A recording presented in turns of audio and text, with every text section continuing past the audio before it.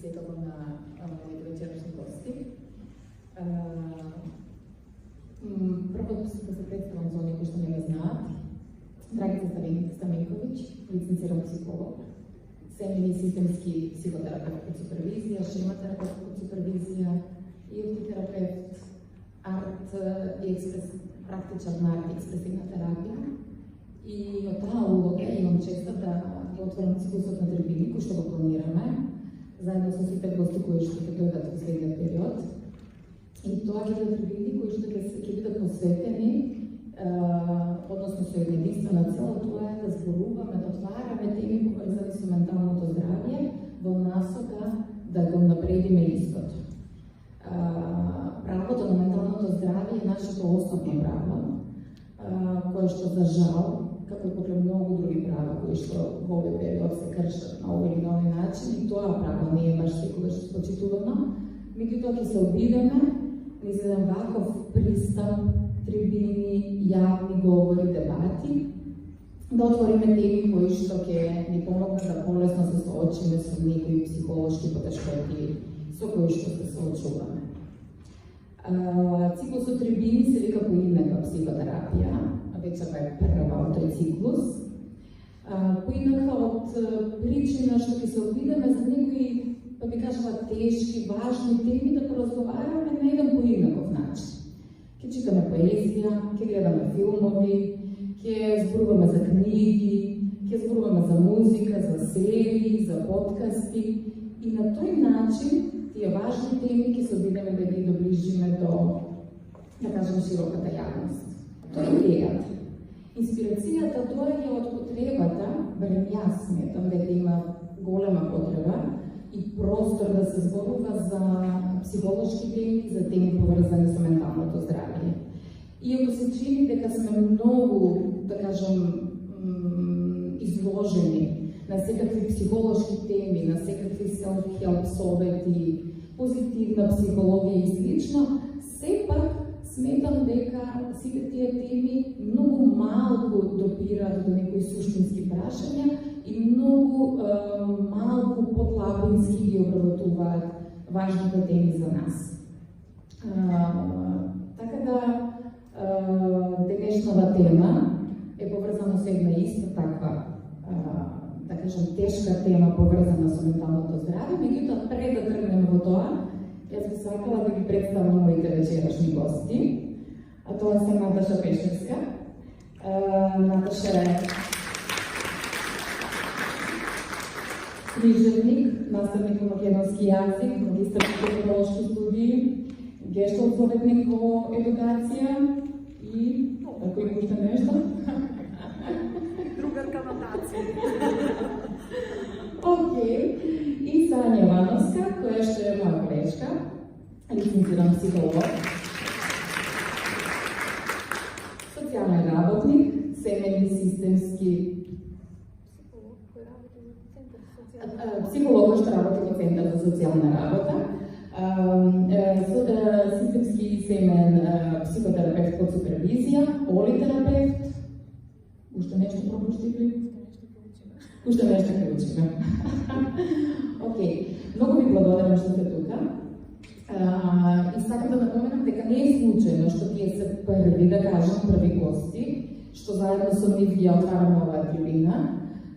Тоа е заради тоа што ние трите, заедно со уште други членови, пред нека време основавме Сдружение за психологија, психотерапија и коучинг, кое што здружение има многу цели задачи.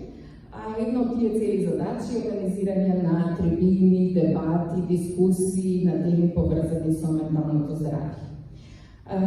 Така да, во тоа име направив и едно, да кажем, реклама на тоа здружение, кое што се вика Психосвет, па се надевам ќе се дружиме и повеќе во име. Нашата тема е, како што реков, депресија вечерва. Тешка тема, и баш кога ја подготвував и размислував што сега ми требаше да изберам ваква тема, има толку многу убави теми за кои што вреди да се зборува. Меѓутоа, депресијата е болест на 21. век, заслужува своје внимание.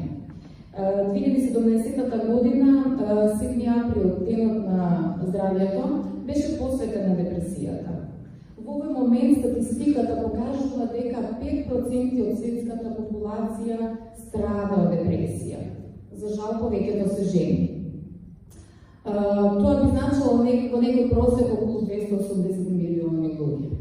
Така да тоа е, иако е тешка тема, иако е тешка состојба, сепак е важна и заслужува простор.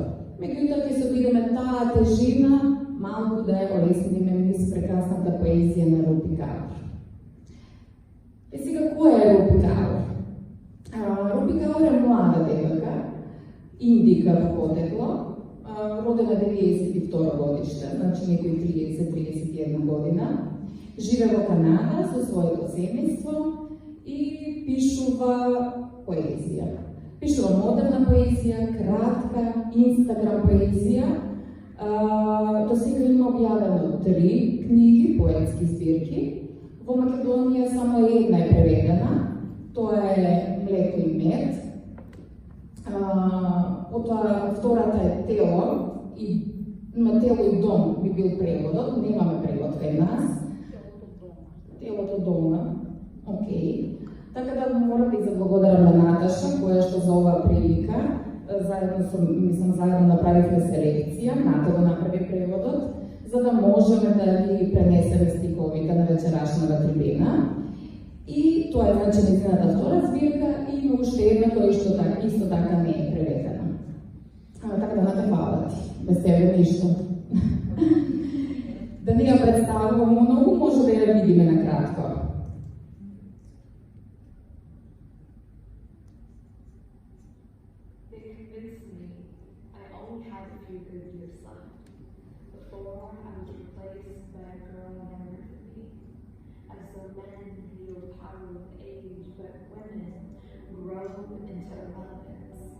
They can keep their lives, for I have just gotten started. I feel as though I just left the room. My 20s are the warm-up for what I'm really about to do. Now wait till you see me in my 30s. Now that will be a proper introduction into the nasty, wild woman in me. How can I leave before the party started? Rehearsals begin at 40. I ripen with age. I do not come with an expiration date. And now, for the main event, curtains up at 50. Let's begin the show.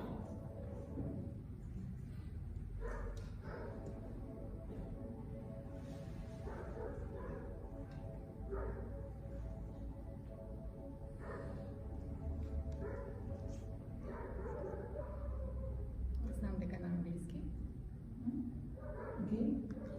Знам дека на англиски немаше превод, меѓутоа ми беше важно да видиме нејзината енергија, да видиме нејзината појава, за да имаме представа нели за кого зборуваме. Мислам дека може да почнеме со нашата трибина. Идејата е да читаме стихови, да дискутираме за стиховите и во секој момент јас би сакала да се вклучите и вие, доколку имате некој прашање, некој размислување да споделите, некој своје искуство. Меѓутоа, со оглед на тоа дека имаме само 2 микрофона, ако не се слушаме доволно, може би сепак предлагам на крајот по завршувањето на трибината да оставиме простор за прашање и дискусија. Мислам дека тоа е окей.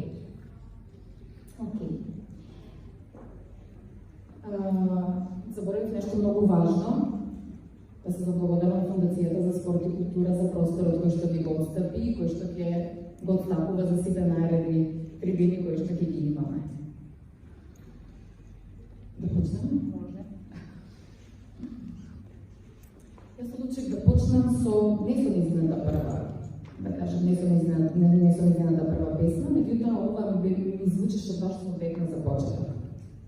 Страна 13. Депресијата е тивка. Нема да ја слушнеш кога доаѓа. И одеднаш таа е најгласниот глас во твојата глава. Интересно забележување. Постепено влегува, не си свесен кога доаѓа и одеднаш како само таа да е присутна. Сања, ќе почнам прво тебе. Што кажуваат твоите клиенти од твоето искуство? Кога доаѓаат кај тебе на терапија и се оплакуваат на депресија, споделуваат нешто слично или и нешто друго кажуваат?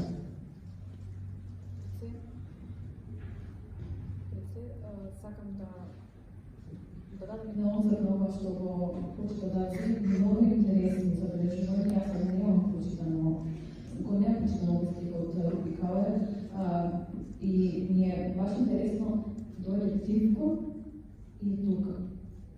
Тивко дојде, останува и тешко се оди. Многу тешко се оди кога ќе остане кај нас.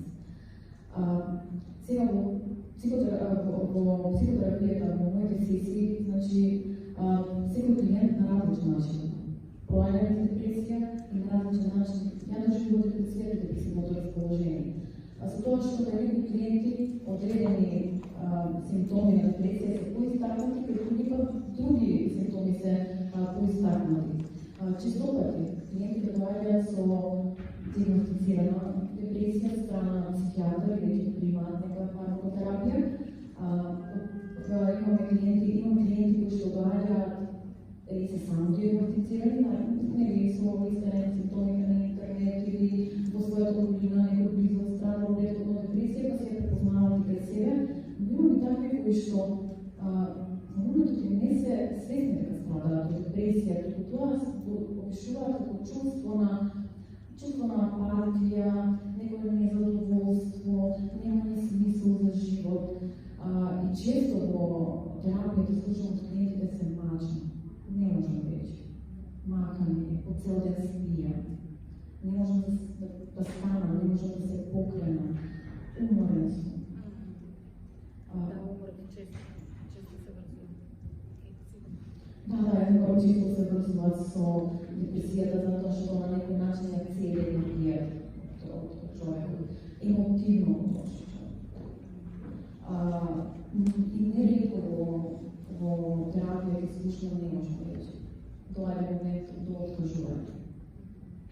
Но од друга страна сум многу среќна што гледам клиенти кои што доаѓаат се ги препознаваат симптомите или едноставно не може да ја поднесат состојбата на мачење, па доаѓаат и бараат помош. И ја наоѓаат помош. Затоа што при депресијата, сем фармакотерапија, психотерапијата е многу голема помош, така да во некои случаи не имаме фармакотерапија заедно со психотерапија, во некои случаи само психотерапијата е таа што е помош при третирање на депресија. Така да, пресекно истото морам да го забележам и тоа е баш позитивно. Бројот на клиенти кои што бараат советување, психотерапија се зголемува. Точно дека после пандемијата овој број нагло порасна. За жал една таква причина, меѓутоа позитивно што луѓето се веќе не е така мистично, не е веќе тоа толку срамно или бреме помалку. Меѓутоа сега кога зборуваме од стручен аспект, исто би сакала ако може накратко да ми кажеш кои се уствари всушност симптомите на депресија. Како некоја состојба ние можеме да сега ние не диагностицираме, затоа што ние сме психотерапевти, тоа го прават психијатрите, меѓутоа препознаваме по некои симптоми. Така, значи, пред се, би сакала да кажем една дефиниција за депресијата, а всушност таа представува нарушување на расположението, кое што е подолготрајно и е за постојано така и како незадоволство состојба на апатија. Значи, за да можеме да кажеме дека некој страда од депресија, би требало да има повеќе симптоми кои што ќе постојуваат кај него. Според некои истражувања медицински, психијатрски покажувања, тоа треба да се 5 симптоми од одредена група на симптоми, како што се значи тага, ама интензивно чувство на тага, губење на смисла за живот, повторувачки мисли за смрт или самопогледување, губење на сон, т.е. имаме несонница или хиперсонија, каде што индивидуата или премногу спие или не може да спие, се појавува чувството на безбедност многу често. самото лично се обезвредува, сликата за себе се руши, самодовербата е нарушена, губењето на енергија, како што веќе споменавме, и чувството на силен замор, слаба концентрација, неможност при размислување и донесување на одлуки. Понекогаш имаме интензивно зголемување и намалување на килограмите, на физичката тежина кај којниците кои што страдаат од депресија. Значи, сите од овие симптоми, барем не треба да има една индивидуа, да се каже дека страда од депресија и тие да се подолго трајни. Значи, подолго од 2 недели да траат, за да можеме да кажеме дека една индивидуа страда од депресија. Така, значи, слушајќи така, сваќам дека зборуваме за комплексна состојба, симптоми и промени и на телесно ниво, и на когнитивно ниво, односно на мисловно ниво и секако на ниво емотивната сфера. Сања, кои причини може да доведат до таква состојба, до едно депресивно расположение или развивање на подлабока депресивна состојба? Така, како што веќе кажа Драрица, тоа е една комплексна состојба која што го афектира целокупното функционирање на една индивидуа, така да и факторите кои предизвикуваат за развој на депресија може да бидат од повеќе причини. Значи, може да бидат генетски, наследни фактори, може да бидат социјални, како што е можеби загуба, доживеена травма во детството или во возрастно доба, подоживеена травма, неретко искусуваат депресија. Може да бидат и одредени когнитивни начинот на размислување да доведе до една таква состојба. Така како што зборуваме за една така комплексна појава и факторите се комплексни, не секогаш има наследно кој, не секогаш дека ќе биде поради таа црта дека би се јави депресијата. Во различно доба од животот може различен фактор да има влијание. Така. Ти благодарам. Иако ќе читаме поезија, сепак мислам дека заслужува и стручен аспект.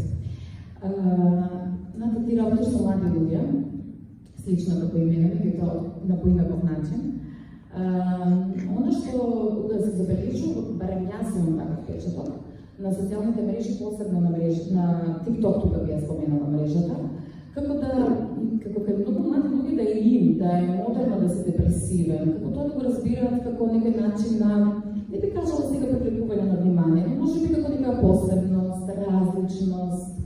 Па се прашувам од твоето секојдневно искуство, со оглед на тоа дека работиш со ученици, какво е твоето доживување и би се надоврзала тоа да те прашам дали и порано или во некој друг период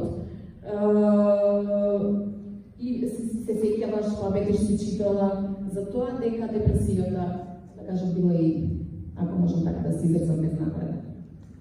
Да, ова е прекрасно прашање кој нуди навистина многу одговори. Како да си кажам дека работам во основно училиште, моите деца се многу мали и ние допрва сега учиме емоционална писменост низ литературата. Што значи тоа? Значи, учиме како да ги изразуваме чувствата со зборови, без разлика дали се работи за поезија или за проза. Јас навистина се трудам моите деца да бидат писмени правописно и емоционално. Мислам дека натаму самиот живот ги воспитува. Прво тоа да го учиме. Сега, со какви емоции се среќаваме кај децата во моето училиште и од претходните генерации, значи, најчесто бес, лутина, завидливост. Тоа е во таа школска возраст, кај што сум јас. Сега, како да изразат бес, како да изразат лутина, вежбаме цело време, заради тоа што ако потиснуваме, не ми може веќе психологот да ми каже дека да доведе до натаму некои депресивни расположби. Инаку, TikTok не следам, значи сум од постара генерација, овие младите може би навистина е им за депресијата, иако кај мене се многу децата така видни, живакни, не би можела да кажам дека досега имам искуство со депресивно дете, на кое би му помогнала или па едноставно немам капацитет да го препознам. Можам да кажам за мене и за моето друштво, ние кога бевме средношколци, а потоа и кога бевме студенти, тоа се од 93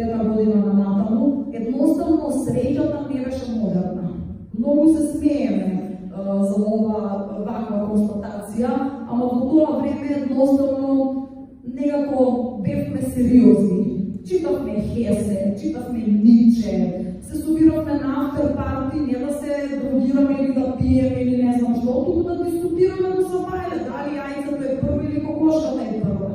Потоа се облекувавме во црно. Мислам, кај можеше во 94 година да излезеш во студио во портокалово. Мислам, навистина немаше да те прифатат.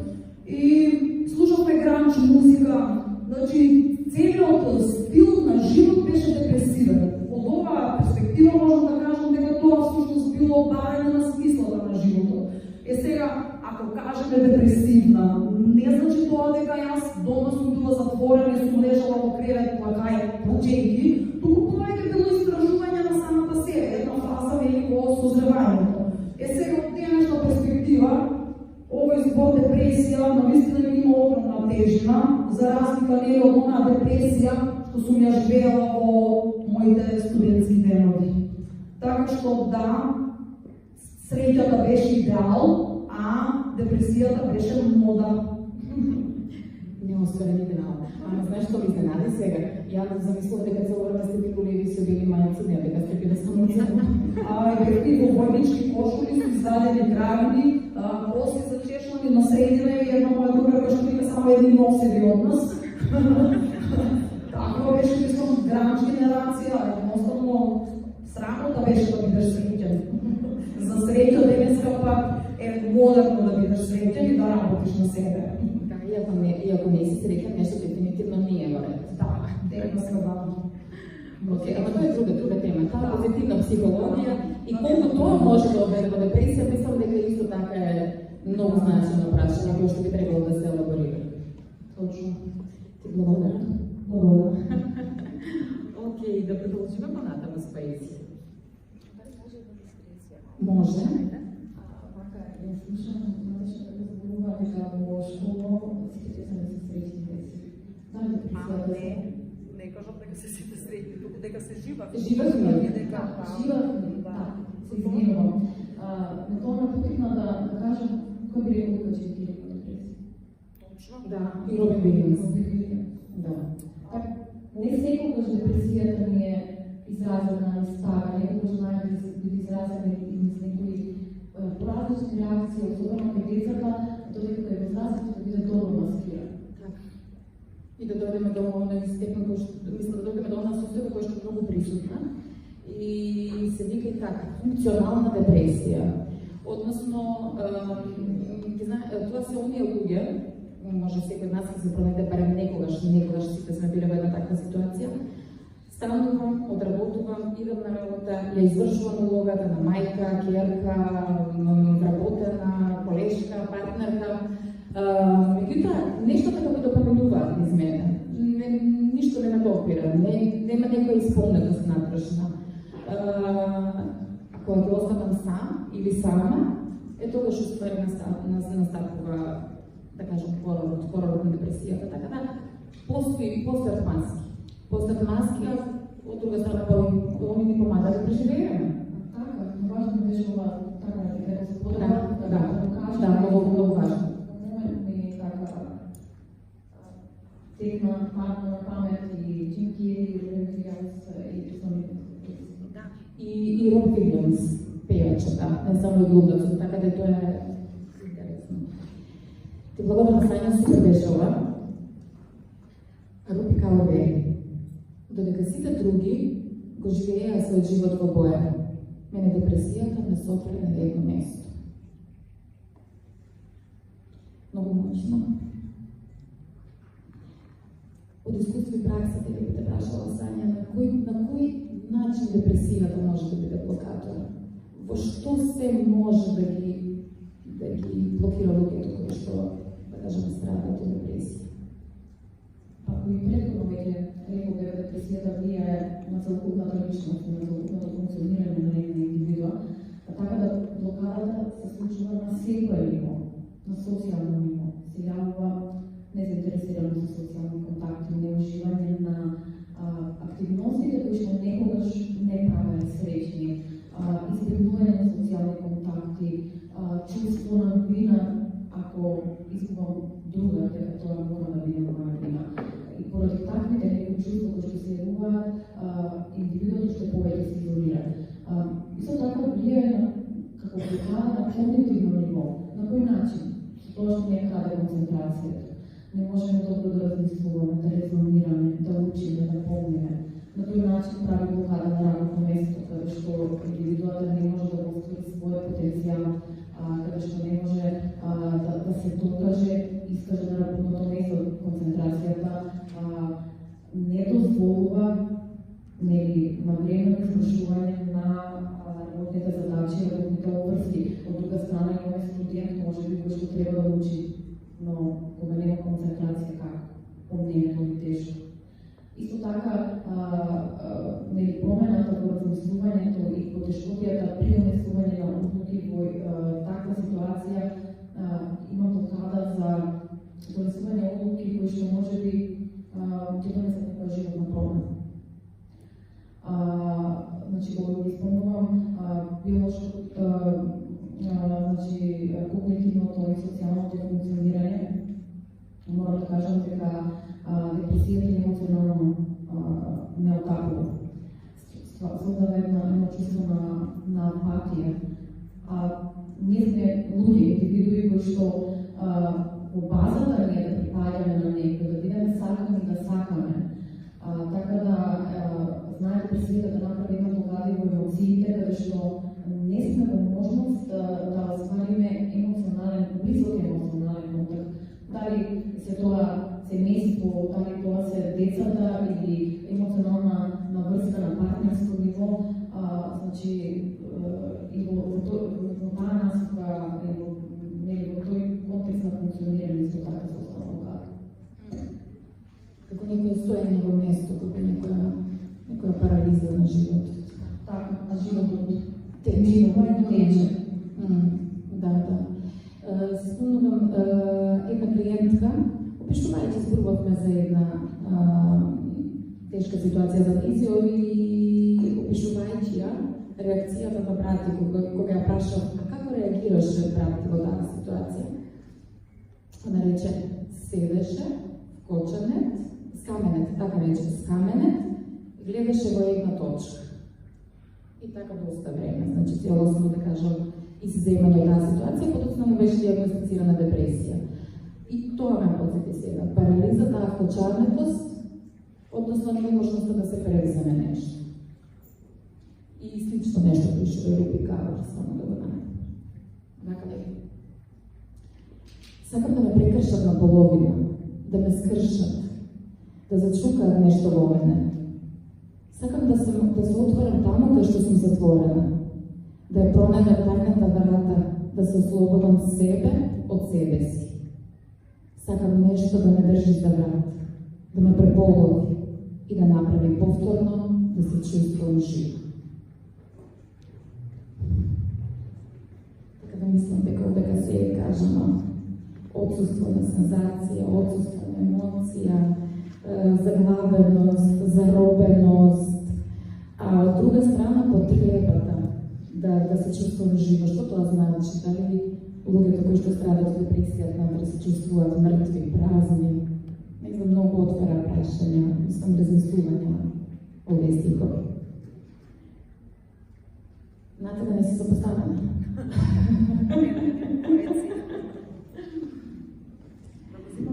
Пазијемо. Нормално, прво, мислам, нормално, што го знаеме историјски, дека првите некои записи кои што ги имаме пишани датираат од сумерската цивилизација и така да првата песна според нашите сознања денешни кои што ги имаме била напишана пред 4500 години, 4500 години пред нашата ера и била напишана во чест на божицата Инане, тој уствари Иштар, или божицата на небото, подоцна е замената со Бог на небото. Интересно што е напишала жена и се вика Енхедуана, така да кога го прочитав овој податок ми беше стварно нека значено, и жена и поезија. Меѓутоа, оно што размислував е дека пишувањето поезија, односно изразување на еден таков метафоричен начин, како да доаѓа природно од нас, како да Порто одлично го прави, зборува за ревнливост, зборува на, мислам дека во најситни детали, онакако да ја сецира човечката душа и секој мислам дека може да се пронеде во незините стикови. Но сепак ме интересира од стручен аспект, литературен аспект. За каков тип на поезија станува збор и дали воопшто е поезија незината поезија? Руби Као е наистина едно поетско освежување. Како што ти да си спомна во интрото, таа е потекло од Индија, се преселува во Канада, мигрира со незиното семејство и сега може да се замислиме една индика, живее во Канада, во мултикултурно општество, значи со огромен број на предизвици во такво општество да растеш. Таа некаде до средното училиште се формира како поетеса и како илустраторка. Веќе за време на студентските денови одлучува дека ќе се занимава со поезија и веќе после факултетот објавува стихоспирка и почнува да настапува во живо. За жал нема добар прием од публиката и тоа навистина ја руши незината кревка самодоверба, но за таа, мислам, во тој период за среќа излегуваат социјалните мрежи и таа отвара налог на Инстаграм и почнува незината поезија да ја става на Инстаграм. Сега, ако отвориме незинот профил, ќе видиме дека 4,5 милиони следбеници има на Инстаграм. Значи, на светско ниво 4,5 луѓе читаат поезија и следат една поетеса. Значи, ова не е некоја старлета, не е не знам што, тука е поетеса. И навистина заслужува огромен респект. Сега, зошто респект? Заради тоа што незината поезија е многу едноставна. Да не кажам преедноставна. Тоа е песна во неколку редови, поезија во неколку стихови, неколку зборови преточени во стих. Нема точки, односно се извинувам, има само точки, нема запирки, нема точка запирка, избегнува големи букви, значи нема голема буква, мислата така еднолично тече, а сепак допира. Во тоа е тајната на незиниот успех. Од друга страна, например, кога ќе го видите изданието, значи погледнете во самото издание на книгата, джебно издание, мало, не баре ќе ставиш во джеб и наравно да скриш ќе го читаш. Навистина е податлива и формата на самата стихозбирка.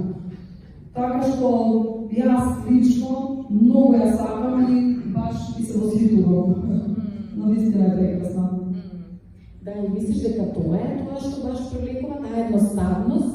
Едноставност и незините песни се час како порака, час како совет, а најмногу како лично искуство. Јас многу пати се размислувам, викам, ние можно се што ќе прочитам од Руби да ме допира и да ја разбирам. Значи, најверојатно си ласкам на самата себе, ама навистина е така, ја разбирам. Дори и ти кажат на тебе, доколку некој ден се тетовирам, сигурно ќе истетовирам песна од Руби. Значи, толку се добри визуелно. Мислам, ако не верувате било како ќе земам да ви покажам. Мислам, вакви се. Ова се неизини скици од оздола, илустрациите се неизини и сто погледнете колку се кратки песните. Ние денеска живееме во инстант време. Мора да биде се брзо, мора да биде се кратко. И сега некој да ми направи тука поема, не знам, од типот на Северот, сигурно ако сум некоја си 2003 ще нема да го читам, ама ако ми се даде Руби Као ваква, навистина ќе читам секој ден. Заради баш тоа. И Инстаграм е инстант. Денеска го има, овој момент го има, следното нема. И тоа е тоа. Така е, да. Само што ви додава само уште нешто, многу ми се допадна што го кажа, тоа е така. Од EFT терапија која што работи се парави, знаеме дека партнерите се поврзуваат низ примерните емоции. Тагата, рутината. Тагата е многу се присутна, како и љубовта, болката. И мислам дека затоа на толку, да кажам, не само популарна, толку допадлива, како да секој да може да се најде во незините зборови. Да, и некои литературни критичари не определија дека ова Инстаграм поезија и Инстаграм поетеса е плагијат.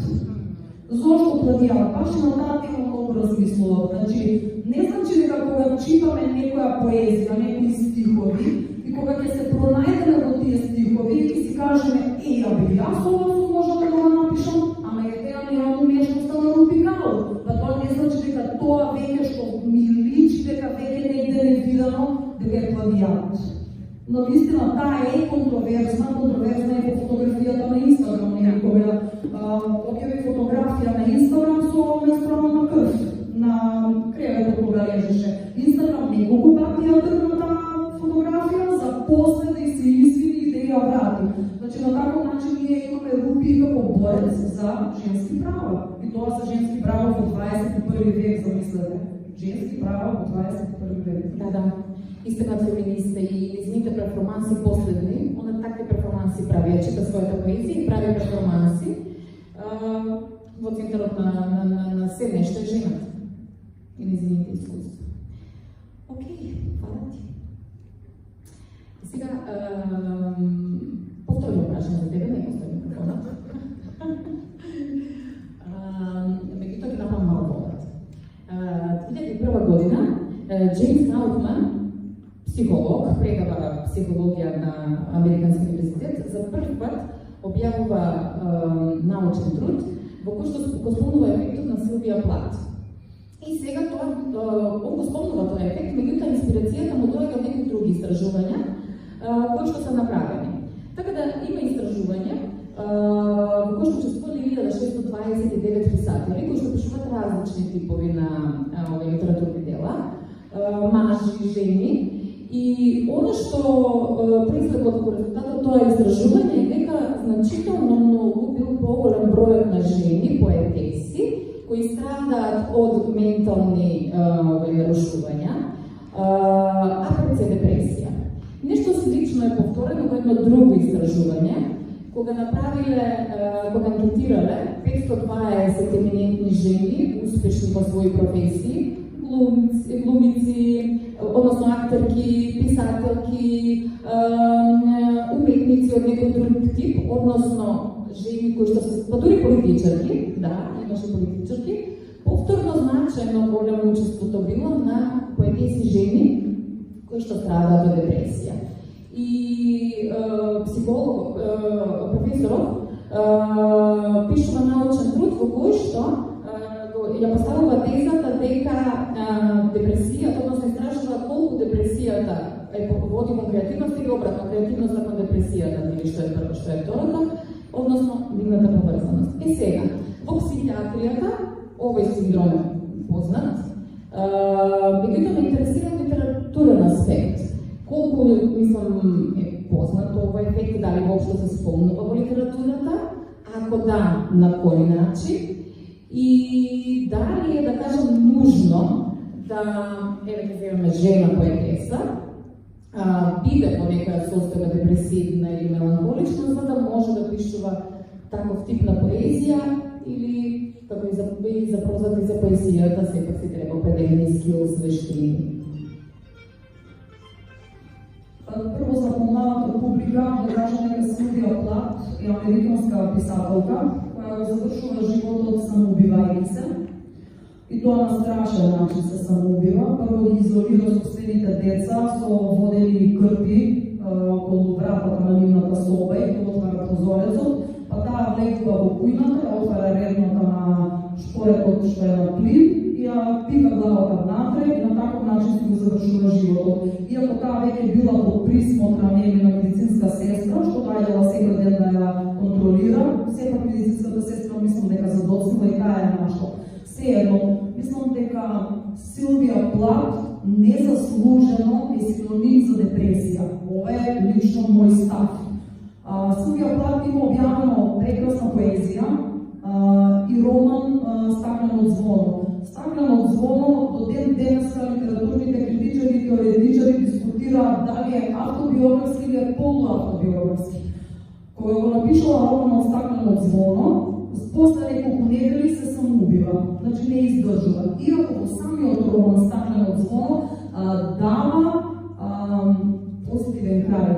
Значи самиот лик Естер, мислам дека се викаше, во Стакленото звоно страда од депресија, се лечи во болница и на крај излегува и оди во новиот живот. За разлика од Силвија Плат, која не оди во новиот живот. Сега, имам и Вирджинија Вулф, само мало споредба ги направам, исто со депресија.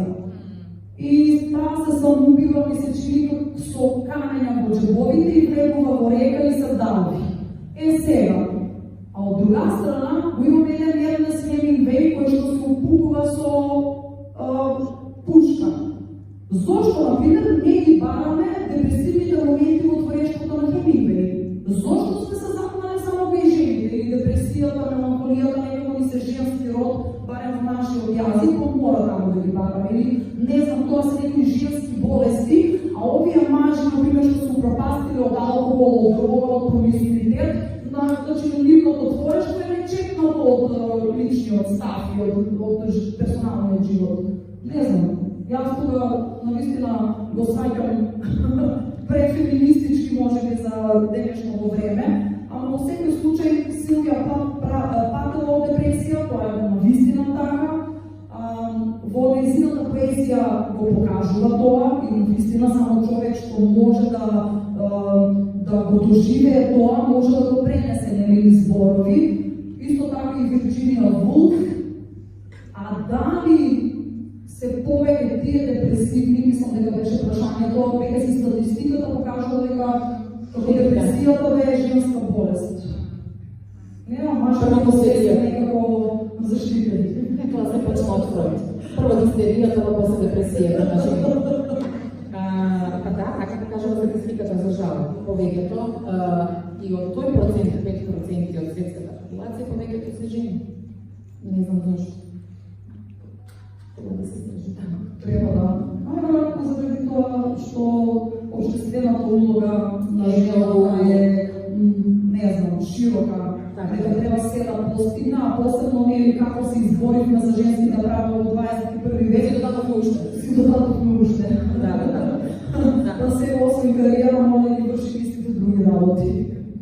Дефинитивно, да. И ако морам да кажам дека, мислам, Силвија Плат, без разлика да се вратиме, тоа е, како да кажам, еден школски пример за тоа до каде може и како може да заврши депресијата доколку не се лекува или не се лекува на правилен начин.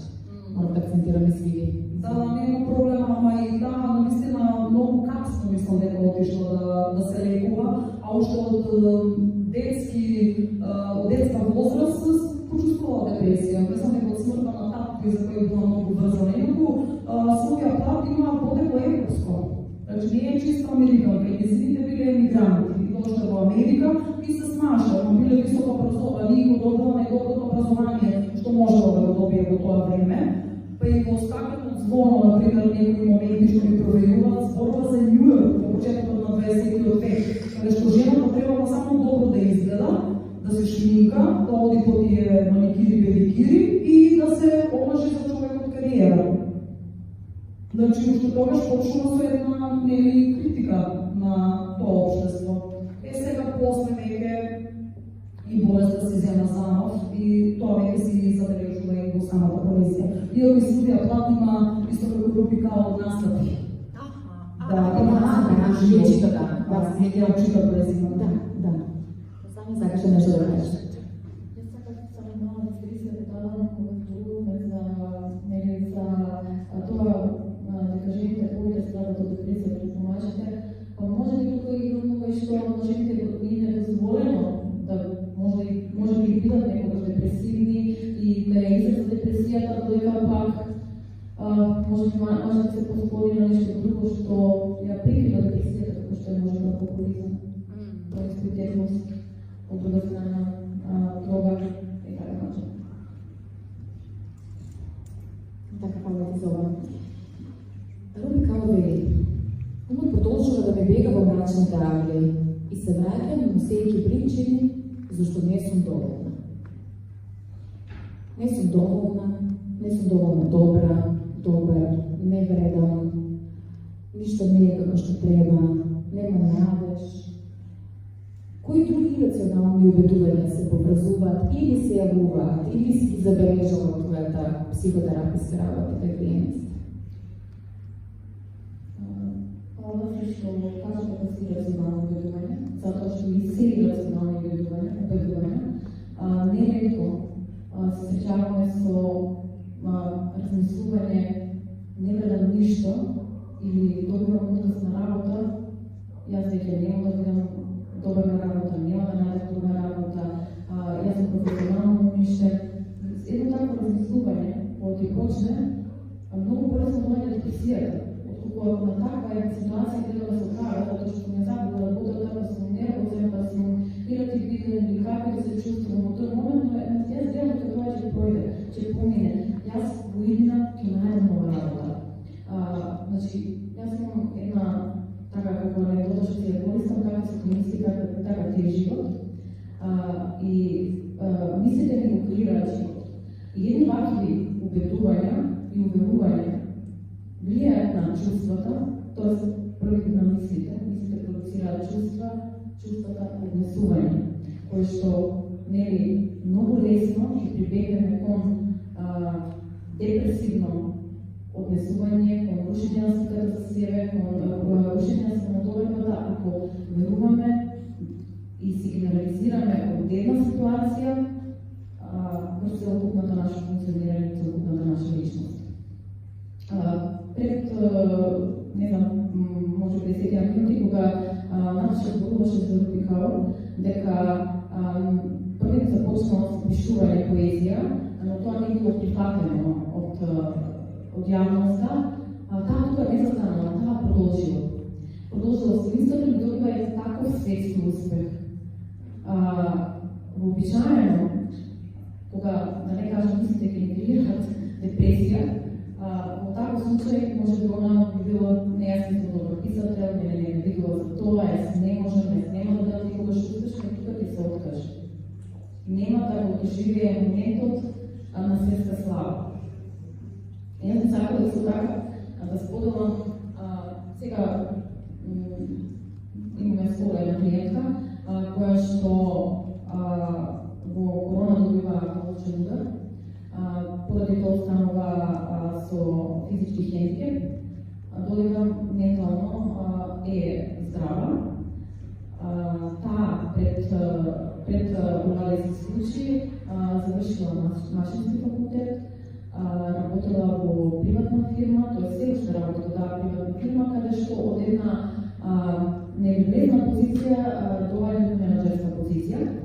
И во време на таа менаџерска позиција не се случува да се разбере корона и поради тоа да добие и мозочен удар.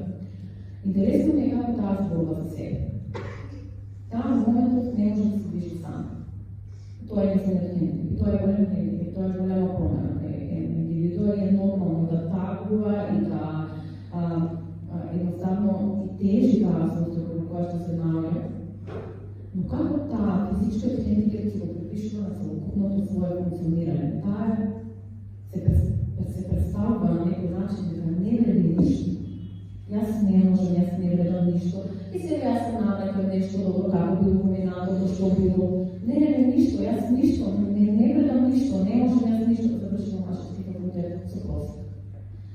Се работила во приватна фирма, што постигнала успех, таа се не може да го види.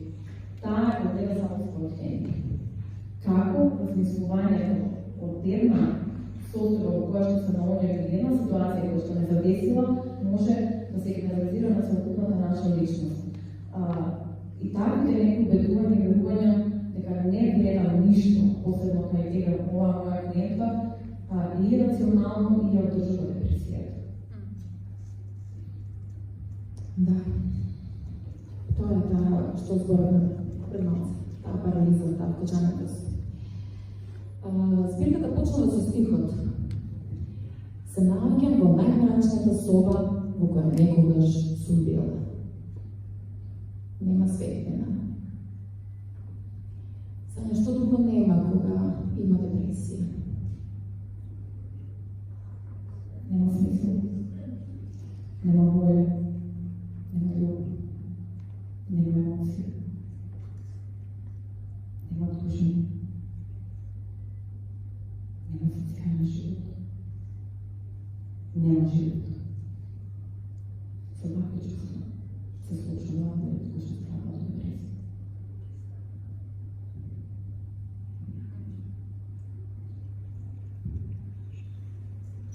ми се чини дека го гледам својот живот на матниот екран на телевизорот. Чувствувам дека сум далеко од овој свет. Речи си туѓо во собственото тело. Како секој среќен спомен да ја избрешам од задот на мојот ум. Ги затворам очите и не можам да се сетам како изгледа да се среќнам. Градите ми тонат во стомакот, и знам, ќе морам утрова да станам и да се преправам дека не исчезнувам без никаква причина. Сакам да посегнам со раката и да допрам нешто. Сакам да почувствам дека и тие нешта мене ме добираат. Сакам да живеам. Сакам да ја повредам виталноста на својот живот. Тоа што ти го кажа. Нема чувства, нема сензации, нема. И вели, како секој среќен спомен да избрешам од задот на мојот ум. Тоа е многу интересно, како исечевањата на позитивните искуства да не постојат, што остава многу малку простор за надеж за нови позитивни искуства и мислам дека тоа е најтешкото во оваа состојба. И сега сањам кога ќе дојде клиент кој што страда, кој што се наоѓа во една ваква состојба, мислам, како изгледа психотерапевтскиот процес? Онака, општо, мислам, не индивидуално, меѓутоа како се движите, на што работите? Малко и тоа индивидуално зависно од клиент, на што тој поденствено сака да работи. Но кога препознаваме депресија и кога имаме можеби една тешка депресивна епизода, каде што и самоубиството во опција, се работи на тоа. Значи, колку и клиентот да сака нешто да работи, препознаваме prvenstvено на тоа да се зачне во живот. Потоа се работи на системско менување на неговото функционирање, каде што психотерапијата всушност дава еден нов наратив, дава поразлично размислување на работите, различен поглед на работите. И како што велиме, како се менуваат мислите, така се менуваат и чувствата. И така полека на депресијата и се дава помалку простор. Сега интересно прашање во што го постави, може би тоа е за некој друга дебата, тоест друго прашање, но пак ќе кажам, значи многу често работам на емоциите кај клиентите и препознавање прво на нивните емоции. Од друга страна, некои клиенти работам на самодобрата и значи наоѓање на снагите на клиентот да самиот се избори со состојбата во која се наоѓа, бидејќи да биде нејасно психотерапијата не има лично стапче кој што ќе дојде на клиентот, ево денеска немаш депресија, клиентот само доаѓа до разрешување на состојбата во која се наоѓа со помош на терапевтот. И тоа е еден заеден процес во кој што соработуваме за да се достигне одредена состојба на една добра состојба, да ја кажам, на една индивидуа, да може нормално да функционира, нормално да чувствува, да биде среќна на неј. И функционално во сите аспекти. Да. Така, ако добро да разбирам, поставувате цели, зависно од потоа што ти идите приоритетите, ги одредувате заедно, но многу ми се допадна овој дел дека работите на оснажнување, на сеќавањето на тоа дека клиентот има snага во себе да се избори со состојбата. Така да, тоа... Така, на што и претходно јас реков, и ти нагласи, како да се купат мемориите, што биле добри, и што било добро, и кои се снагите, но не, с техники тоа успева да го направиме, но нормално со соработка на клиентот. Така. Знаете, да не изгледа дека само депресијата е во поезијата.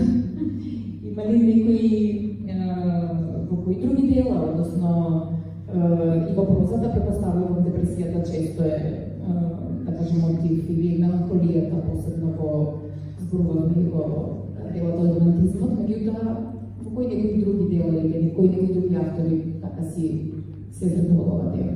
Не знам, пак се навратам на тие 90 години студентски, нели тогаш некако се лепеа каквите романи до мене, страдањата на младиот Вертер од Гете.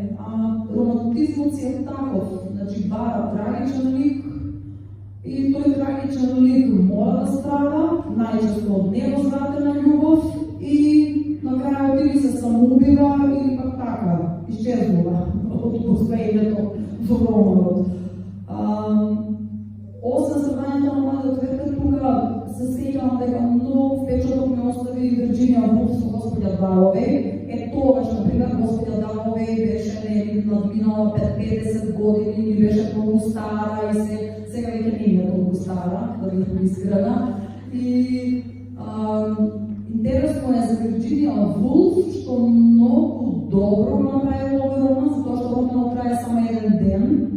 Тука нема дејство, се е во главите на ликовите, значи ток на свест. Од една страна Вирџинија Вулф го сместува романот, дејството на романот во Лондон, а веќе во Лондон почва индустриализација и се, и нормално е да имаме конфликтни личности, депресивни личности. Во романот има и еден депресивен лик кој воопшто не е поврзан со главниот лик, а сепак влие врз жена на главниот лик, Господјата Даловеј. Од друга страна, во Даблин сместено дејство го имаме Улис на Джеймс Джойс.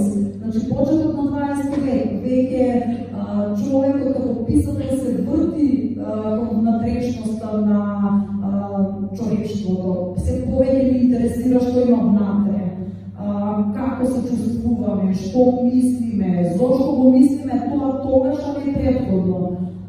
Многу е убава литературата за истражување, мислам, од било кој аспект. Во денешно време би сакала да го истакнам многу интересниот роман, човекот кој име Уве од Бакман.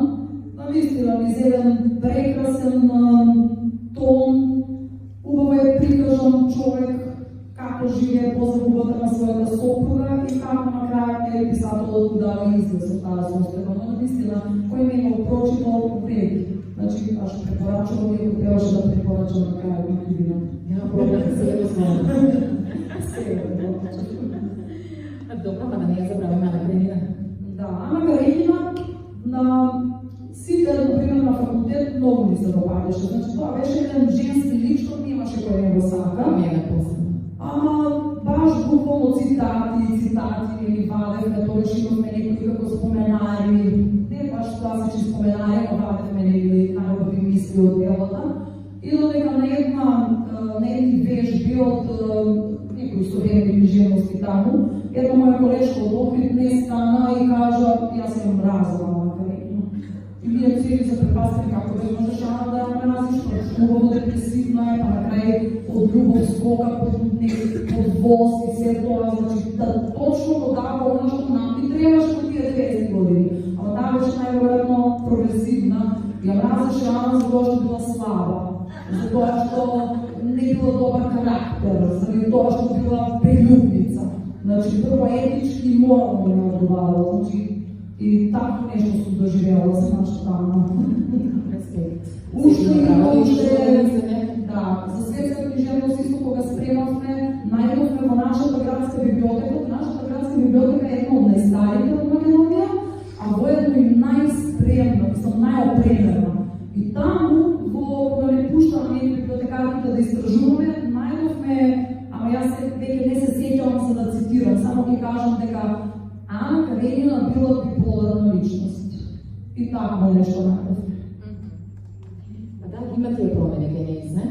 Да, и многу убаво се опишани, мислам нормално дека убаво се опишани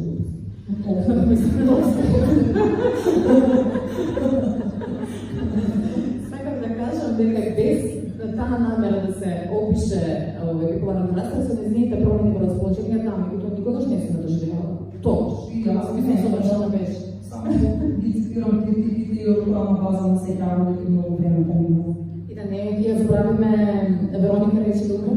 Да, Вероника рече да умре е роман кој навистина изврши влијание врз нас, како популација во тоа време, што го читавме Пауло Коелјо и што не ни се допаѓаше од книжарот.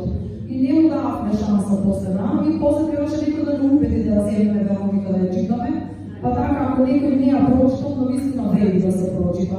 Мислам дека е едно од подобрите дела на Пауло Коелјо, ако може вака да се изразам подобри дела, најдобро дело е Вероника реши да умре. Иако не е Пауло Коелјо веќе или Пауло Коелјо веќе како да го изговорам, е представник на позитивна литература, на популарна литература. Затоа некако не ми оди во прилог како препорачно. Може би да депресира кога беше во Обрана. Да, мислам дека Вероника реши да умре е баш автобиографски, заради тоа што тој бил по болница за да се рече нека депресија или нека нетно расстройство и сите тие искуства што ги имал во болницата, потоа ги пренел во Вероника реши да умре. Кога не се го знам. Да, ми сместаме во Лјубљана, а знаеме дека во Словенија, сега не ме држате за збор, има град во кој стапката на самоубиство е највисока во целиот свет. Значи тоа е во Словенија, значи во Словенија најмногу се самоубиваат. Јас имав некој брзак дека тоа е во Будимпешта, меѓутоа Може да се преврнуваат. Да. Знаете, старите грци рекле дека библиотеките се место за исцелување на душата. На кој начин литературата може да исцели душата и дали воопшто може да исцели душата? Јас мислам дека единствен лек за душата е навистина литературата. И за тоа како професор имам огромна одговорност кон моите ученици да ги научам уште од мали нозе да го сакат пишаниот збор, заради тоа што литературата како уметност е широка и многузнатна за нас луѓето. Без литературата што ќе правиме? Ништо. Тој погледнете и во старогрчката литература, трагедија. Како настанала трагедијата? Па така што е ставен трагичен лик. Ние со тој трагичен лик треба да се идентификуваме, да го се восхитуваме, да го поддржуваме во неговата борба и потоа да плачеме кога тој не умре на крај. Дека без смрт нема трагедија, трагичен лик. Сега, низ тие движења во таа драма, ние доживуваме катарза. И значи литературата на сите нас ни прави катарза. Со секое прочитано дело, ние ја прочистуваме душата. И на вистина човек кој не чита книги, мислам, што да кажам? Оксиморон, човек кој не чита книги.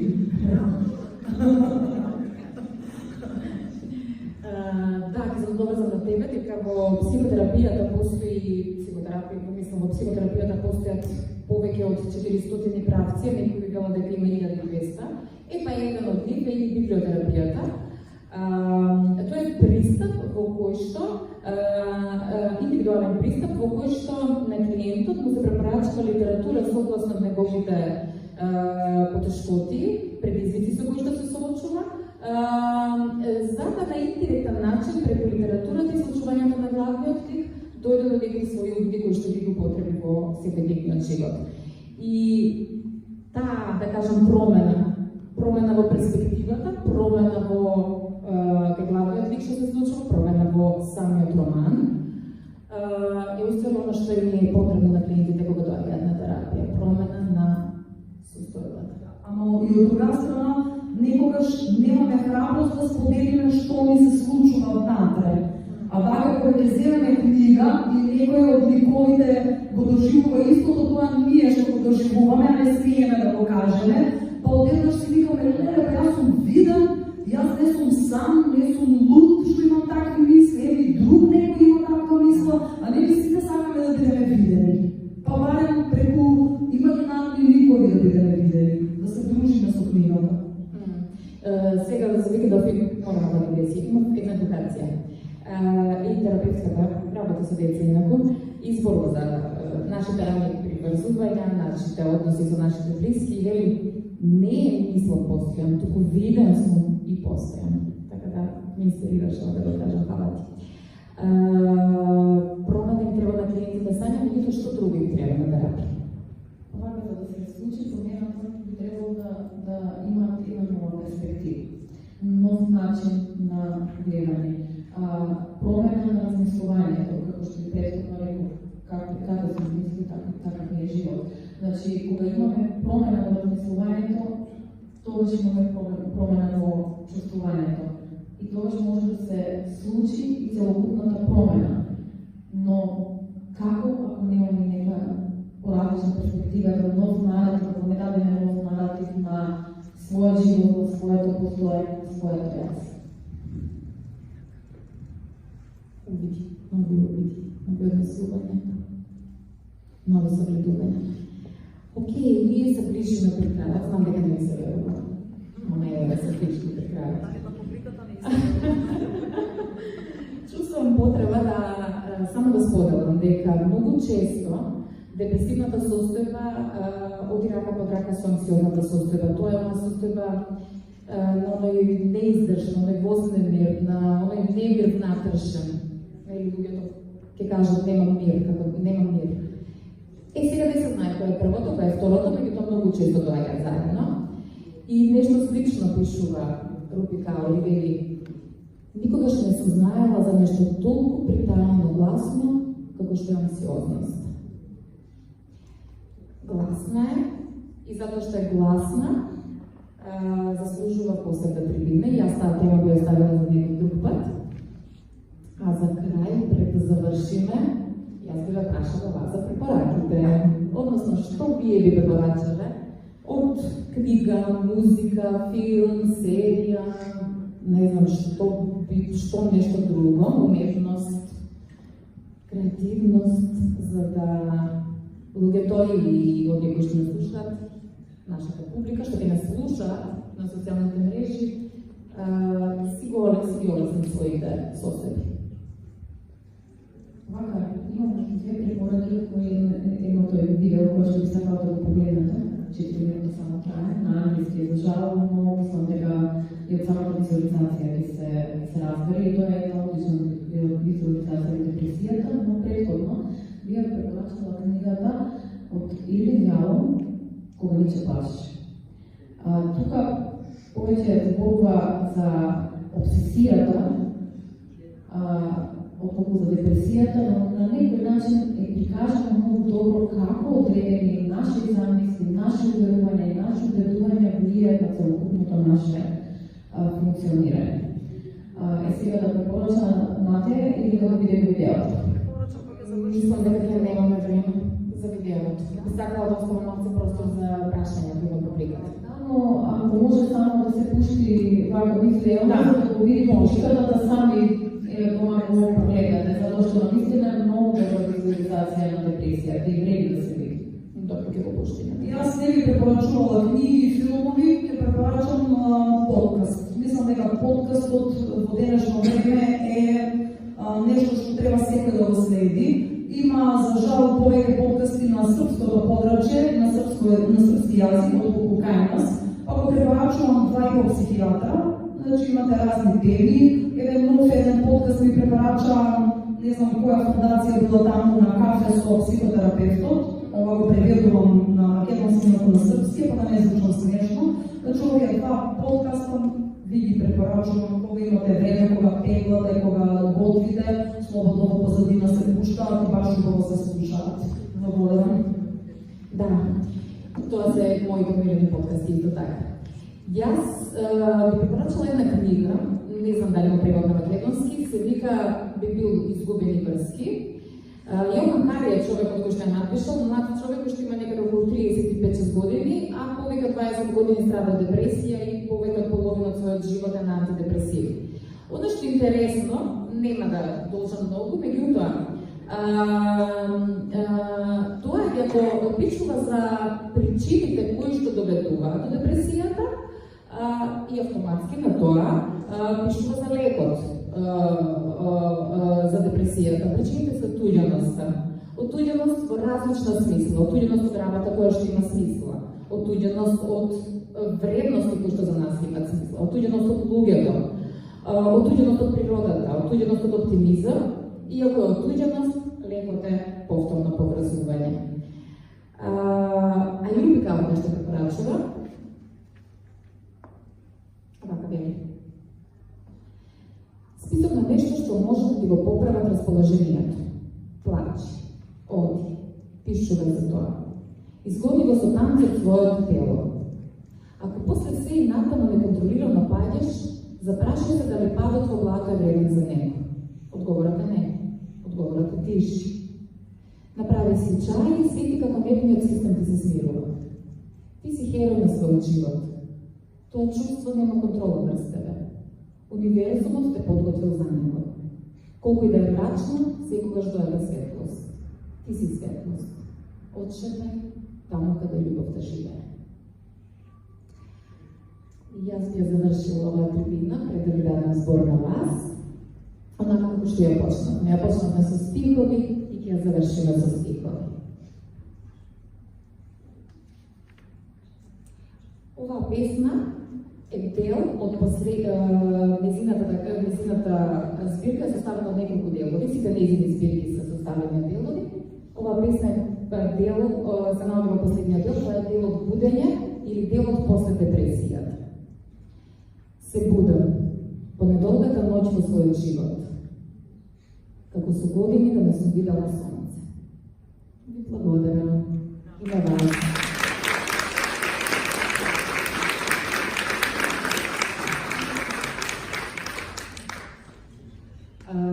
Ќе го ставиме линкот до видеото да може да си го погледнете од дома, а сега кога поканувам доколку имате некој свој размислување или прашање слободно да си земете збор.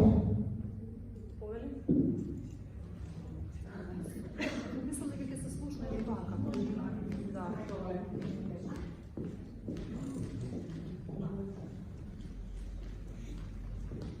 Најпрво да ве поздравам, затоа што долги години истражувам во полето на депресијата и во 2016 искуправа трибини за депресијата.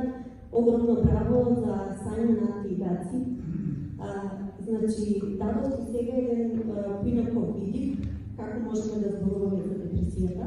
Имам 3 кратки прашања. Кога веќе зборувавме нели за тоа, зашто жените постојано се споменуваат за тоа дека повеќе страдаат од депресија отколку мажите.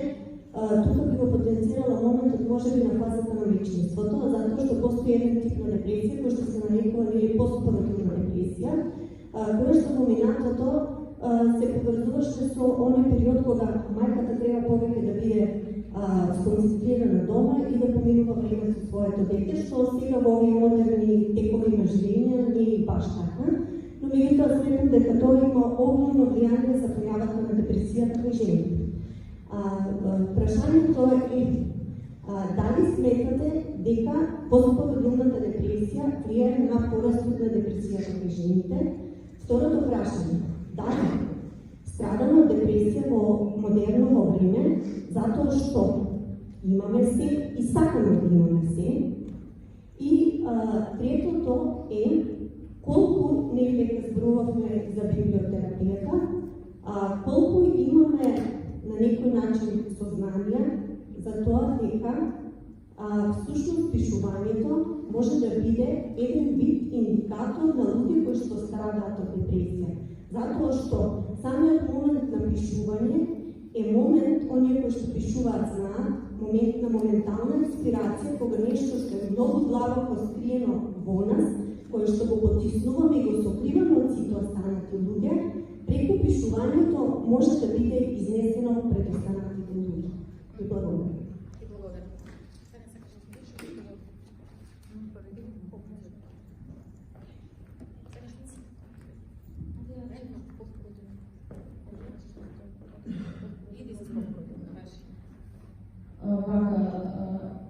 Да бидам искрена, за првото прашање, дали депресијата, тоест постпаративната депресија влијае на порастот на депресија кај жените, искрено нема податок, статистички да сме правили некои истражување во таа насока, но морам да кажам дека е присутна и дека во многу моменти е препознаена, но и во многу и прикриена.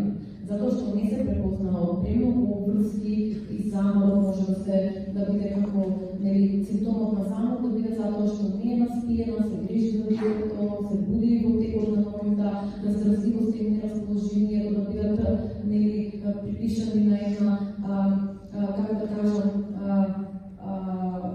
хормонска состојба која што доаѓа по годувањето. но важно да се препознае навремено, да се реагира затоа што сме имали клиенти за жал што доаѓаат и после 5 години од бордувањето кои тек тогаш започнуваат со третман на депресијата и во вакви ситуации ве препорачувам сите тука што сте кои што има родилки во вашата околина да на некој начин да препознаете било кој од оние симптоми што ви зборевме, да реагирате, да покажете, да покажете, затоа што во многу ситуации, зашто жените немаат разбирање од партнерот или од семејството, кога се града постпродуктивна депресија, затоа што не е препознаена, па таа се опишува како мрзлива, како во некои ситуации како агресивна, затоа што толеранцијата на фрустрација е намалена, затоа што едноставно не може да изреагира десно, бурно, и многу важно да се препознае и да се третира на време. За здравје на мајката пред се, но и целокупно здравје на семејството. Дефинитивно. Однос на второто прашање беше дали имаме се и сакаме се. Добро ли се сетила? Да. Секако дека депресијата не можеме да ја изземеме од општеството и од контекстот. И сега ова ме наведува на тоа размислување, односно ако добро да развијам, колку депресијата е уствари нус производ, односно нус продукт на општеството во кое што живееме. Ова е мој личен став, има истражување на таа тема. Мислам првиот кој што пишува на тоа е првиот, меѓутоа некој кој што многу пишува за тоа е Ерик Фром, секако, така да може да тркнеме од него. Мој личен став е дека да. Да, заради тоа што депресијата има многу врска со вредностите, има многу врска со смислата и има врска со емотивниот живот. Времето во кое што живееме, очекувањата од нас, улогите, зборувавме за многуто улоги кои што, ајде како жени, меѓутоа не само како жени, што е со мажите кои што веќе губат некои од своји улоги, кои што се принудени да добиваат, принудени се да се, како да кажам, да се најдат во некои улоги кои што биолошки на многу од нив не им одговараат. Така да, дефинитивно и секако мора да ја гледаме депресијата како обштествен, дури обштествен феномен. И има многу трудови кои што пишуваат за неолиберализмот, за капитализмот и какво е неговото влијание врз депресијата, почнувајќи од работното време, до очекувањето, до корпоративниот свет, културата во корпорациите. Така да тоа е навистина еден, како да кажам, огромно поле за дискусија. И последното прашање беше терапија со пишување.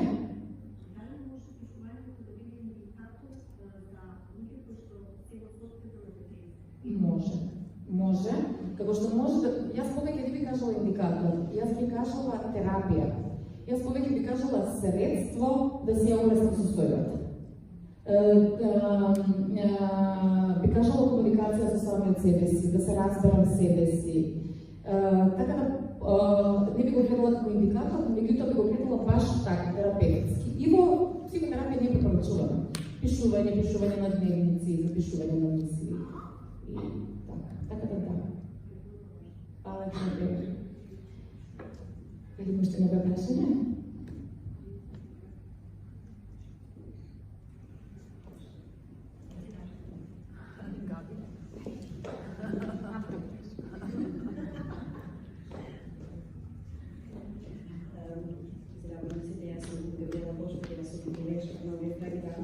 Prvo sакам да ви поздравам и на презентација баш мој соработник и прекрасна идеја.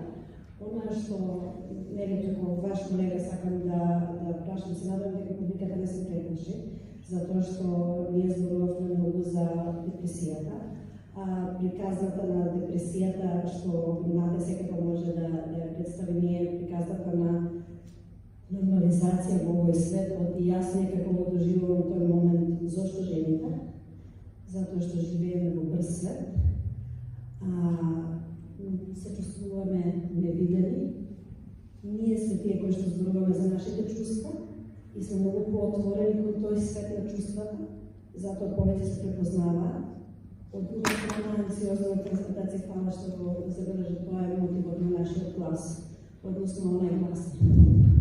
Па кога не се слушнат и видиме анксиозноста вришти за да некој ни даде помош. И тоа е мојот главен момент, кој што јас сакам малку и само имате што тоа наша публика малку депресивното расположение, не сакам да го нормализирам, меѓутоа е тивка приказна која што е емоција наша и која што треба да се оправдаме, да ја препознаеме кај нас и кај сите, а тоа е тежината. И би сакала малку не само како нормализација, туку како сакам малку да ми даде тие аспектот на приказната на дека тоа е барање помош.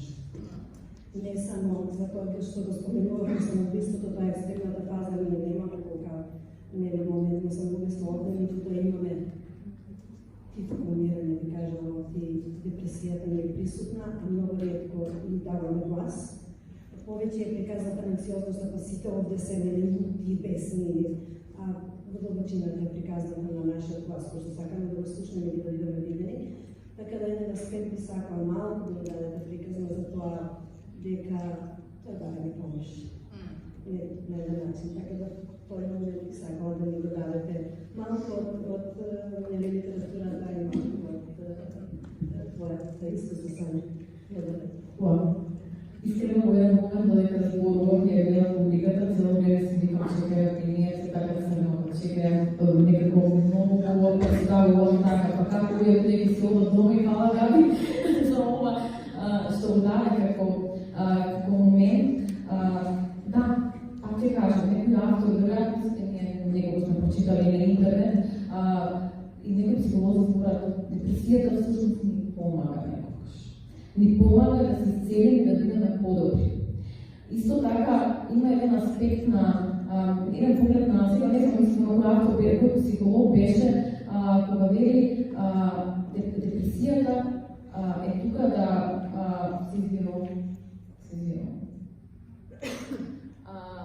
Значи, како што започнам да зборувам, различен аспект, како што вели Габи, е апел за помош, но некогаш ни помага да бидеме подобри. И да, еден автор што вели вика, па не добива секој депресија. Посилните добива. И затоа што може да се изплати, има знание од себе. Габи, не знам дали ова беше моментот. Благодарам. И зашто ме поведе ова реченица која што е писана во социјалните медиуми е дека нели депресијата е тага, а тагата е дефинирана како љубов која нема кому да му ја упатиме, односно која нема кој да ја слуша. Фала многу.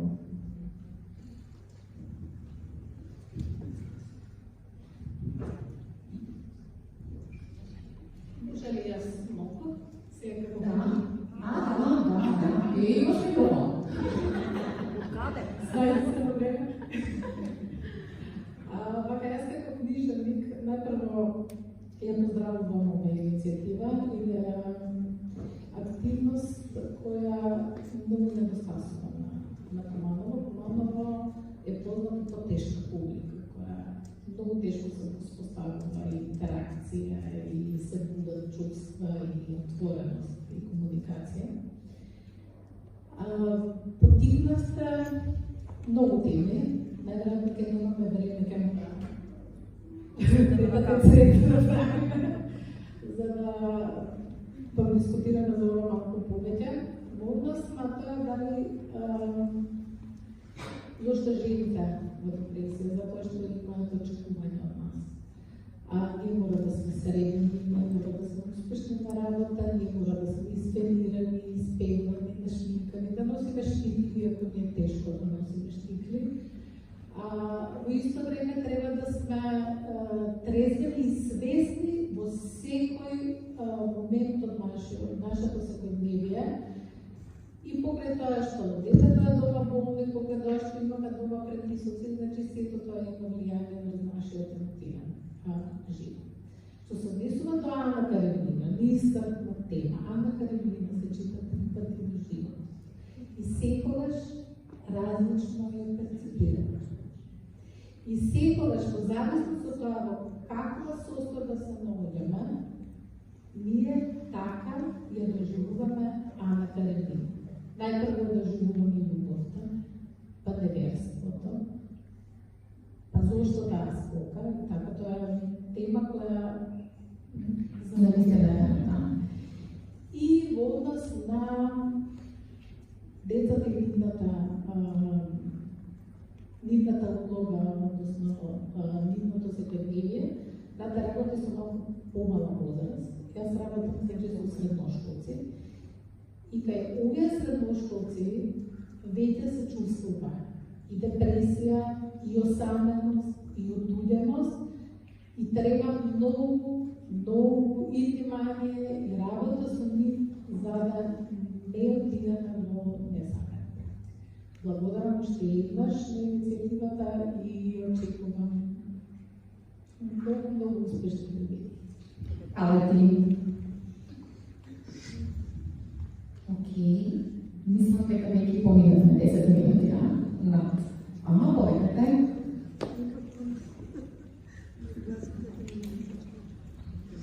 Повекате. Добро вечер на сите. Честитки, искрени честитки. Очто молчиме, не значи дека не опаши. Само ни натерате да размислуваме каде сме ние во сета таа приказна, каде се нашите близки и што е тоа што ние сме го премолчиле, голднале и не сме го решили.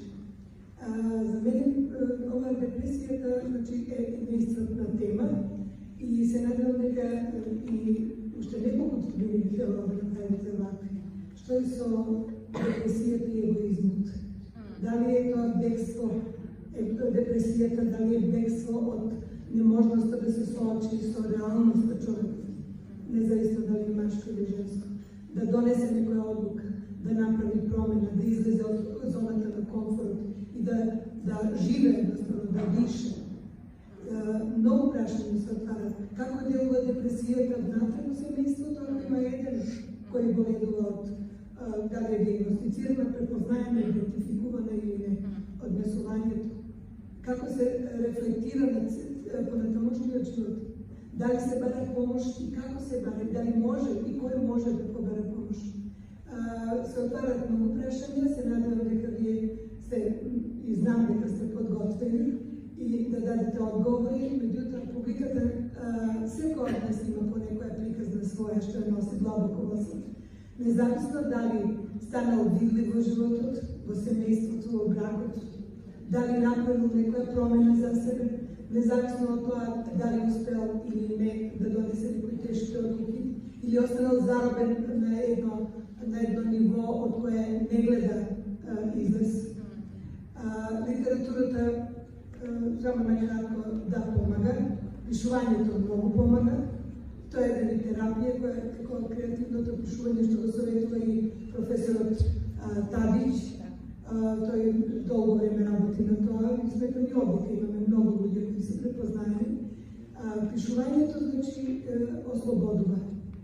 Пишувањето може да биде и лек и излез од разни ситуации.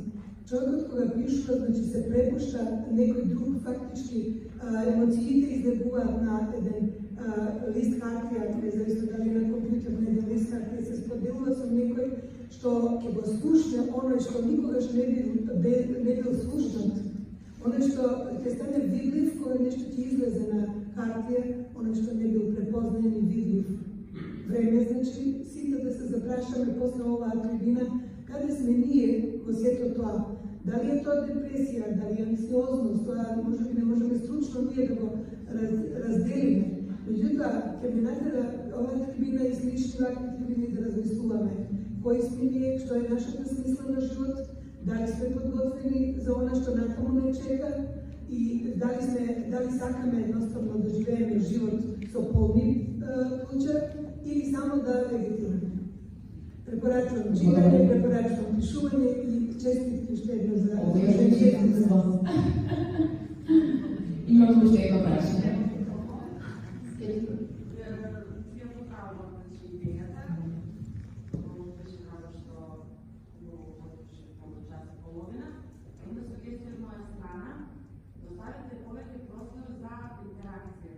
Мислам дека ние сите немаме потреба да зборуваме, да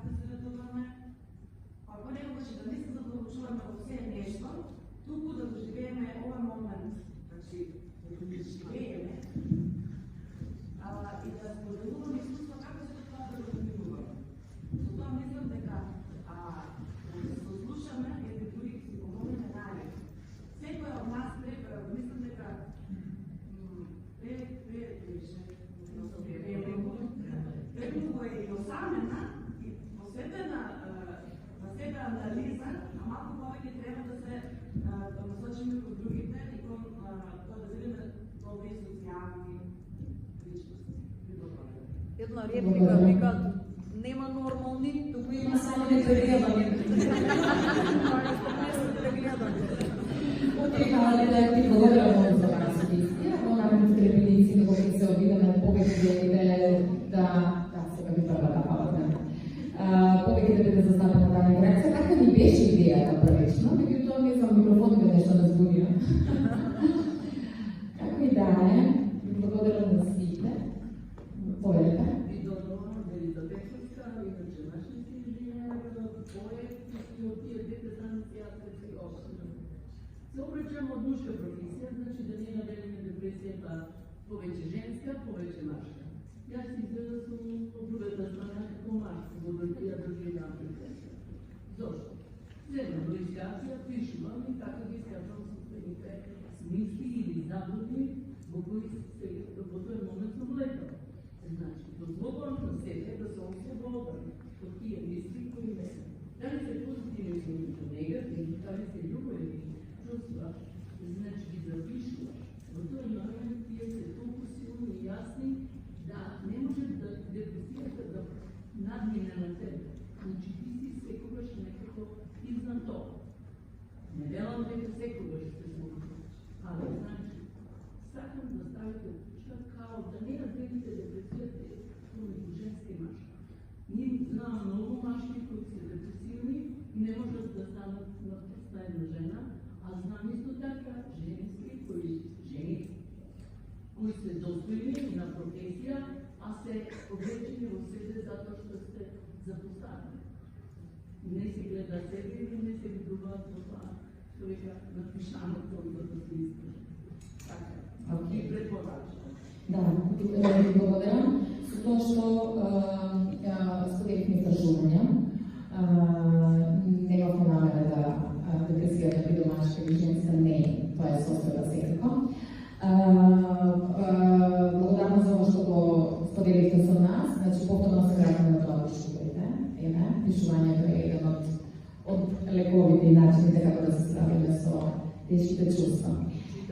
И читајте, да. Останавме должни. Значи, видеото лесно можете да најдете на YouTube. Black Dog and Depression. Black Dog and Depression. Тоа запомните. Црно, куче, депресија. Тоа е. Изгледате го 4 минути и стварно много добро. И ви благодарам още еднаш.